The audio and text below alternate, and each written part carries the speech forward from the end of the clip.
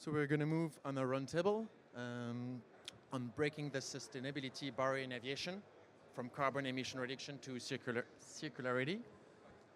We'll have three speakers today. Tom Vroman, founder of TETMET, Pierre Junio, VP Business Corporate Development at New Fuel, and Alejandro Pizarro, project manager at Dovetail. Welcome on stage.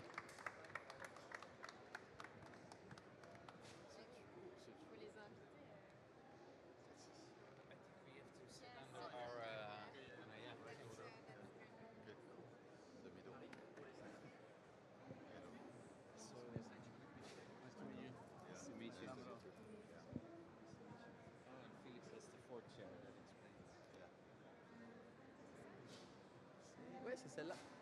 Ouais. Et après, tu dis next. Ok. Bah, sinon, je vais leur donner la tête.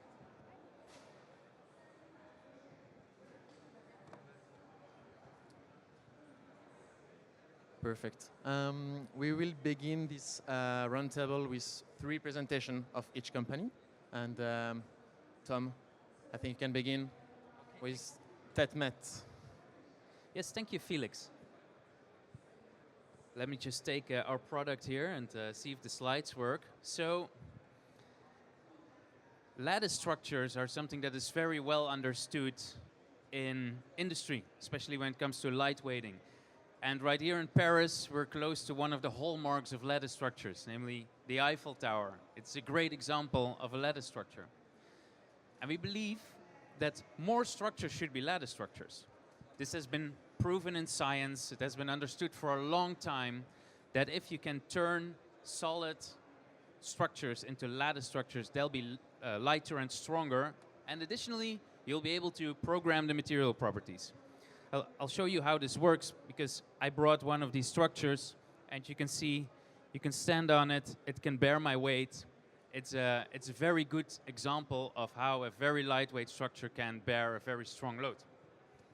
So, this is the clicker. All right, so what do we do at TETMET? We basically have a technology, a full tool chain that allows to turn any solid structure into a lattice structure. Look at the middle one. This is a car part, a 1.5 meter long tube. We can turn it into a lattice structure and make it 60% lighter. The one on the right, it's a payload adapter. It's for a space launcher. We can not only make it 60% lighter, but we can also tune the lattice in such a way that it can filter vibrations. So not only the launcher will be lighter, but also the satellite can be lighter. These are some POCs we're doing with the Space Agency, CNES, and with automotive manufacturers. And in our manufacturing process, we also use substantially less energy and materials. And that's basically because we're assembling straight rods in a 3D printing-like method, but it's not really 3D printing. So we barely touch the material.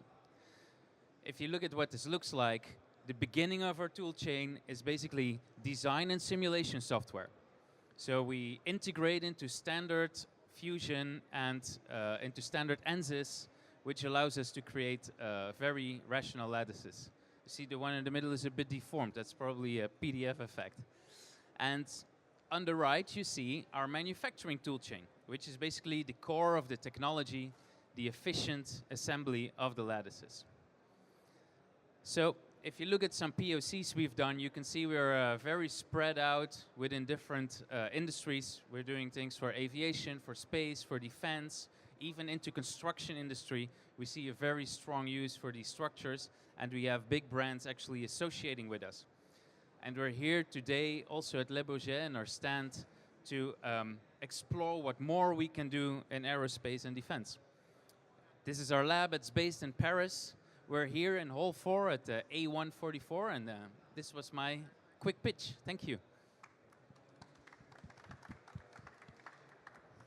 Thank you, Tom, for your presentation. I think, Pierre, you will follow with NeoFuel. Yes. Hello. Yeah. Good morning, everybody. My name is Pierre Junio, and I'm co-founder of NeoFuel. Well, I guess.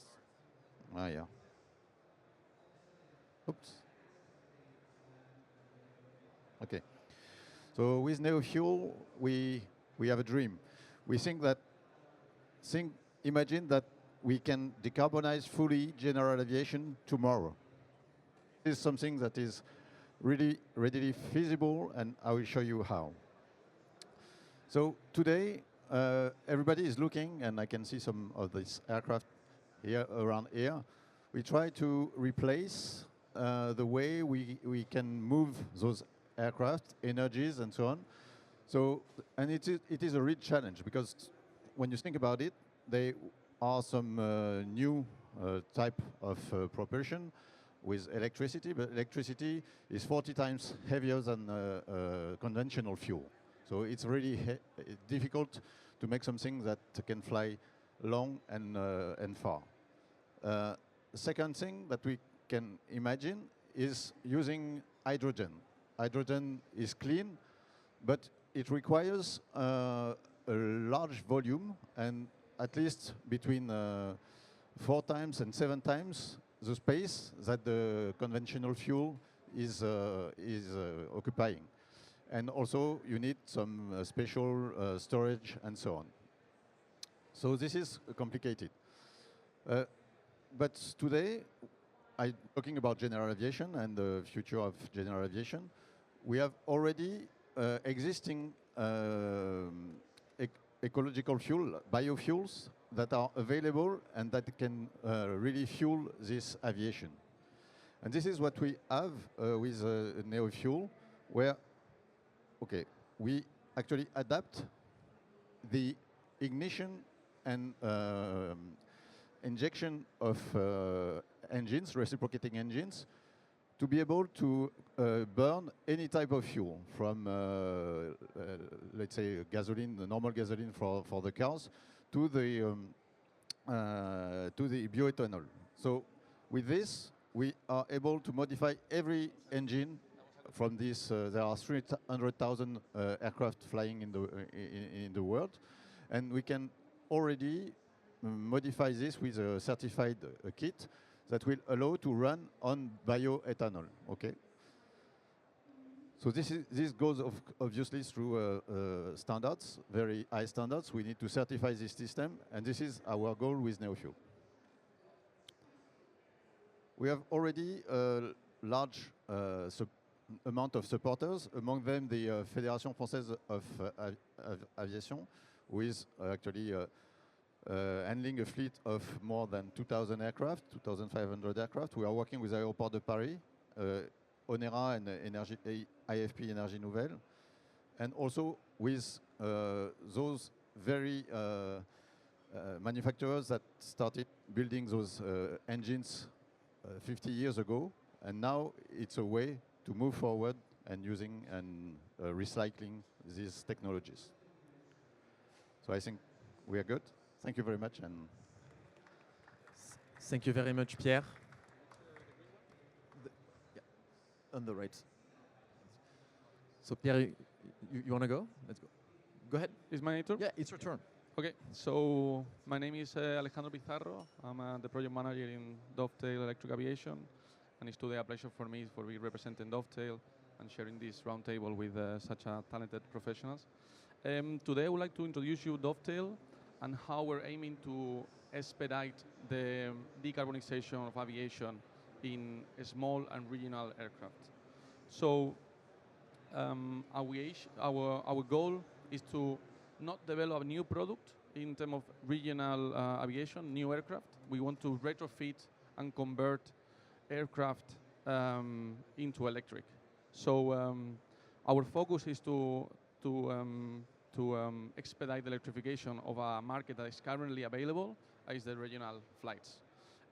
How do we want to do that? We implement modular approach in terms of technology, and we have 3 different pillars. So one is our battery management system. So we develop our own batteries, and we call it the DovPack. This is the prototype that you can see here of one of our batteries. We also develop our own electric propulsion system. So we have our own electric motor, inverters, and all the connections from the battery to the motor. And that we integrated in already existing aircraft like Cessna Caravan, King Air, and all these type of platforms. So how all of this started? So Dovetail was founded in 2020 in Australia, and there is where we found that the retrofitting was a real impact in this area. Why? Because Australia is the third biggest fleet of small airplanes. So that's why we focus. We partnered with different suppliers and operators in Australia, and we are now based in Melbourne over there. And we started this goal. Which are the three pillars of our technology? So as I was saying, the Dove Pack is one of our verticals. The Dove Power, which is the electric motor. And for some of the customers that would like to extend the range and the operations, we also integrate extended package with hydrogen system, so hybrid and turbo generator, to enable them to operate in these ranges. Through all this development, we have seen that not only the retrofit is one of our key products, but also the subsystem. So now we're also selling, for example, directly the batteries of the electric motor to new developers, like new aircraft developers and different battery users. And yeah, this is one of our main goals at the moment.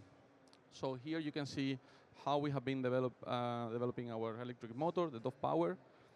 It's a up to 700 kilowatt power electric motor, and it has a really high efficiency and low nose performance. On the other hand, the Dove Pack, one of the key assets and one of the key added value of our batteries is the immersed cooling technology that we have implemented, giving it a really compact and modular approach.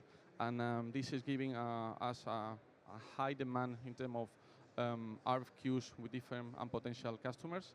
And yeah, this is our key technology. In terms of what have we doing up to now, so we have gone through a seed series up to 2024, testing at system level all our technology. And from now onwards, this year we are also having a dual presence, not only in Australia, but also in Spain. So we're based both in Australia and Spain, and we are testing at a Cessna Caravan as an Iron Bird our technology, integrating it and testing it. And by the end of the year, the aim is to convert a full electric Cessna Caravan and making it fly by beginning of next year. That is what we are aiming to boost our momentum and start a Series A for our next goals. In the future, what we were aiming is that 2027 is when we can certify and start selling our products. Thank you so much. We are seated over here. We can pitch you more about our technology and our potential. And yeah, it's a pleasure. Thank you. Thank you so much, Alejandro, for your presentation. So we will move to the discussion, the roundtable of today. And I do have some questions.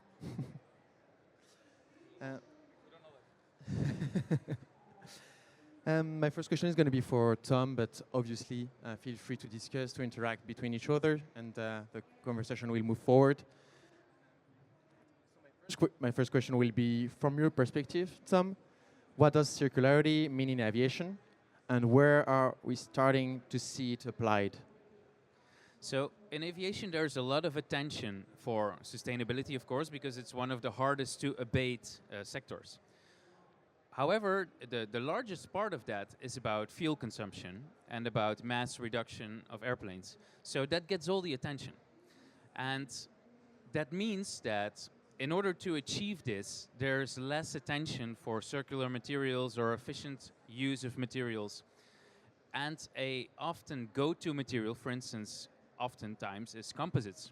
So while we're decarbonizing by lightweighting, we might be introducing new circularity issues, and that's really an interesting challenge. Of course, with TEDMET, we're trying to replace these composites with metal lattice structures, but in many cases, this is something to really keep in mind. Yeah. Pierre, Alejandro, you want to interact about that? Yeah, in fact, sorry.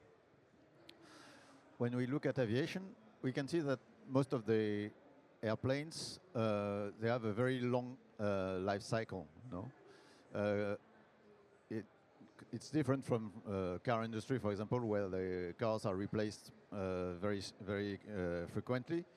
In aviation, for example, for the general aviation we're talking about, we have an average age of aircraft of 40 years. It's more or less, and for the commercial aviation, it's more or less the same. Basically, an aircraft can fly, I don't know, maybe 100 years, because the rules for maintenance and the rules for looking after the aircraft are very tough, and an aircraft can last a very long time. And I think that, yeah, we must try, us as the aviation industry, to keep those aircraft flying as long as possible, and not go for replacing aircraft too quickly, and that's important also for the sustainability of aviation.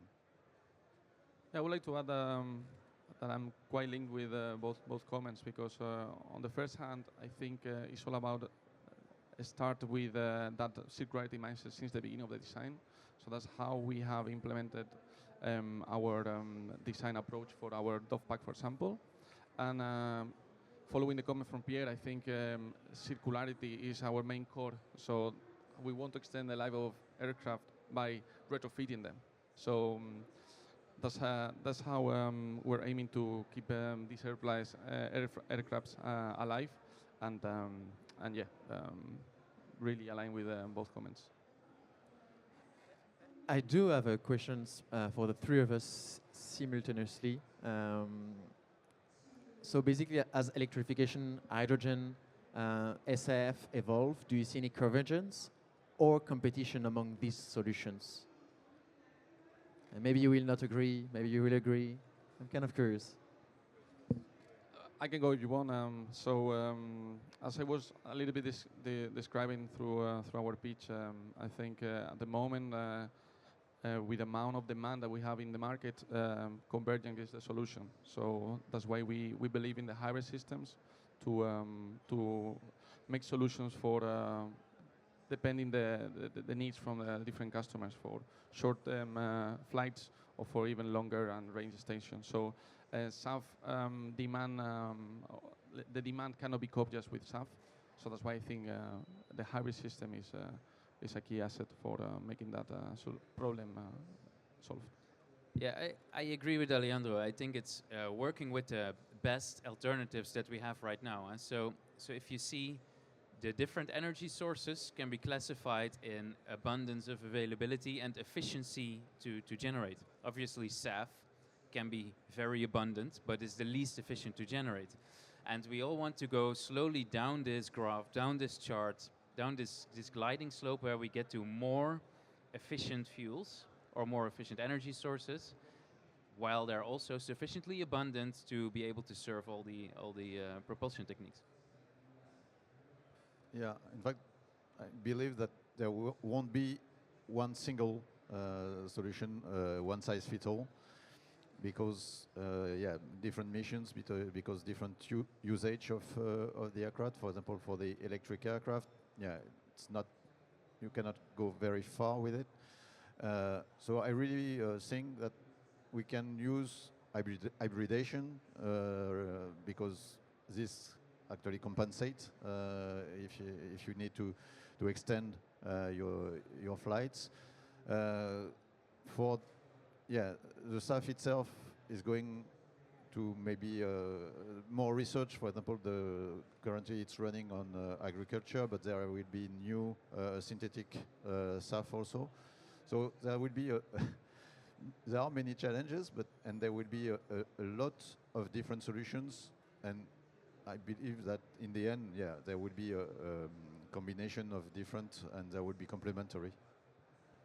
For me to end, just to comment on Pierre, on the challenging wise, I think at the end of making them hybrid, you see space challenges, right? How to integrate all the different systems if we want to make it hybrid, and that's why maybe we need to talk with Tom to see how we can solve it from a structure point of view and make it feasible, right? But I think we just need to cooperate together to make this happen and make this possible. So if I understand, you see much more like a collaboration and a convergence of complementary technology instead of a competition, depending on the type of planes and services and so on. Definitely, yeah, because there cannot be one single source of energy or technology that fits all the needs. Thank you so much. I do have a different kind of questions. So basically, the industry is calling for trillions in sustainable aviation investment by 2050. What role should venture capital and private finance play in accelerating innovation in the aerospace industry? Tough one. Yeah. As a founder, I think venture capital is fast money. It does not only allow you to raise faster, but it also allows you to execute faster because there's a lot more pressure behind that. However, in deep tech, in hard tech, and especially also in very tough subjects like aviation, which is very certification intense, usually the venture case goes beyond the duration of a fund, which means that it is very hard to build a company towards profitability or towards returning a multiple on the investment before the fund ends. Most funds run for 10 years. You see nowadays a lot of VC funds, often government supported, understanding this better, starting funds of 20 years. But it's very, very important to align with the type of investors that like to see returns on a longer run than the typical VC investors, because 90% is still in a very, very fast pace, like software SaaS type of appetite. And that is definitely something that needs to change for VC to be attractive for this type of challenges. And when you say it needs to change, I mean, Pierre, you wanted to say something? No, I just wanted to add, I agree fully with you, Tom. My previous company was a digital company, so in the digital, it's, let's say, easier to find money, and because the cycles are shorter. When you look for money, because in our area where we need to certify, we need flight tests, we need a lot of money ahead of any revenue. So this is something very difficult for, let's say, VC to understand, and I believe also, in fact, I understand them a little bit because it's difficult. There are so many projects and so many startups to fund that they don't know where to go. So this is one of the key problem here, is to be able to show the profitability and the return of investment that will not come before years. So really, you need a change of mindset here from a VC perspective. I think that really summarizes it also. We need to find a new model of proof of traction and of conviction building.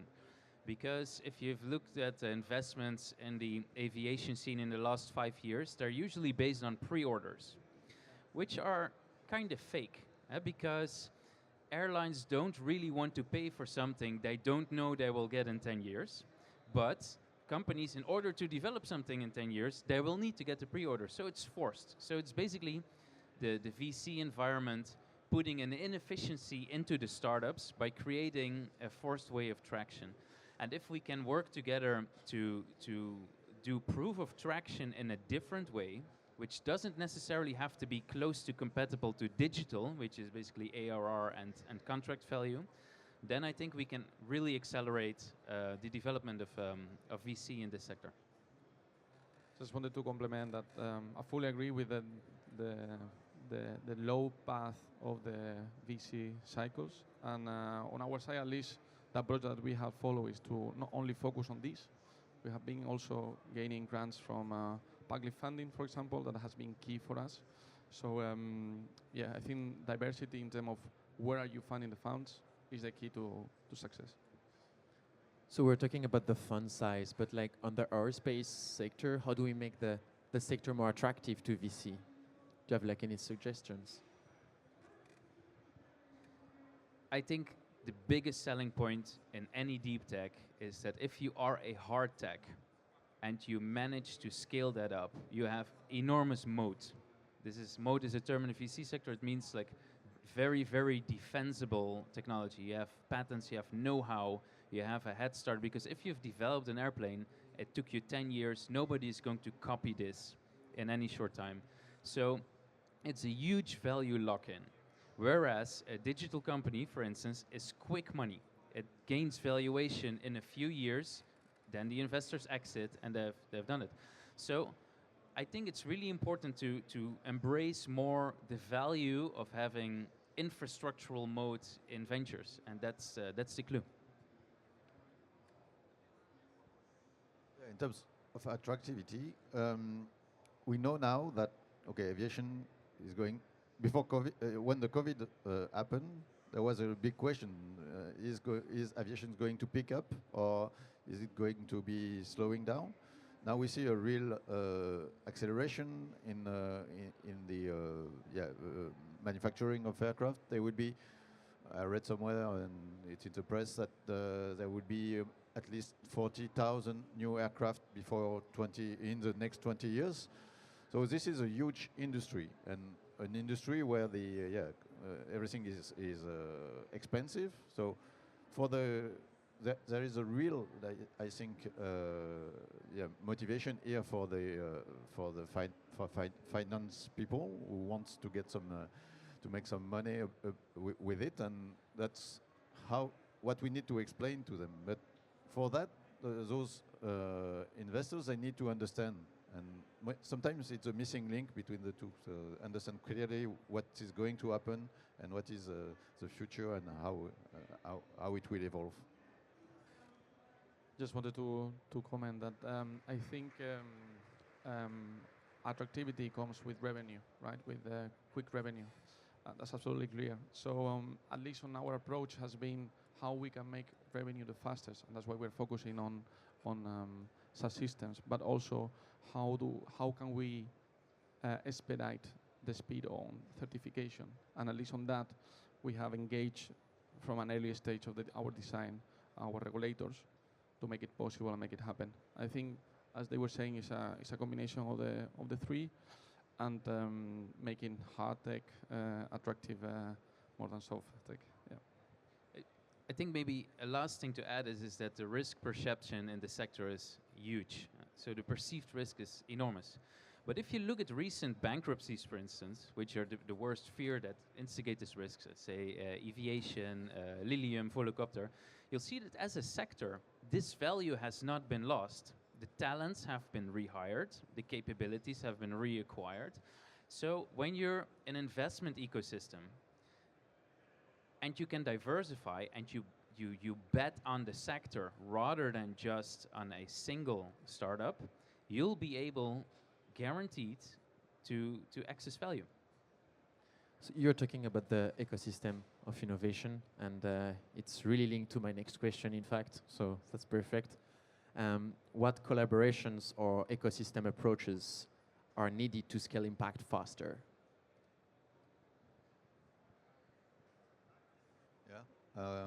Go ahead. an easy It's one. getting more difficult. No, it's an easy one. Okay, perfect. No. In fact, in this industry, you have a few legacy players. In fact, either on the commercial or general aviation side. So it's easy to find people to work with. And for example, with us, when we say that we want to modify some engines, of course we need to work with the manufacturer, and the manufacturer is happy that some innovation, we are bringing in some innovations. This innovation that they are not willing to make because it's not their core business. So yeah, I believe that it's really important to use those synergies to be able to work together, because the industry needs big corporates, but also they need innovations through startups, through labs, and so on. So that's my point of view. Tom, Alejandro, you want to comment on that? Yeah, I think one of the hardest things to find is product market fit in a very early stage. And the best thing an ecosystem can do is to make sure that the right players connect with the right people. And there's a lot of noise in this. It's not just about connecting any startup with any innovation manager or corporate. It's about going deeper and finding the real problem owners and also activating creativity in that, because product market fit is at this point something that is found by startups, but I think ecosystem players or like corporates, customers, potential customers could also go ahead and reach out and be creative in finding creative solutions, and that is often seen as very hard. Yeah, for me, the key that has been enabling us to cooperate with, for example, tier ones from Airbus has been the ecosystem that, for example, these public grants that I was talking before were bringing. So we came together with them to make a solution proposal to win this grant, and that's bringing them towards us in terms of connections and future projects that we're now collaborating together. So I think this kind of ecosystem for giving earning momentum on an early stage startup is key, and already get those connections to scale up. Thank you so much for the three of you for participating in this roundtable. Thank you so much for your time and your answers. Thank you, Felix. Thanks, Felix. Thank you. Thanks, everybody. Bye.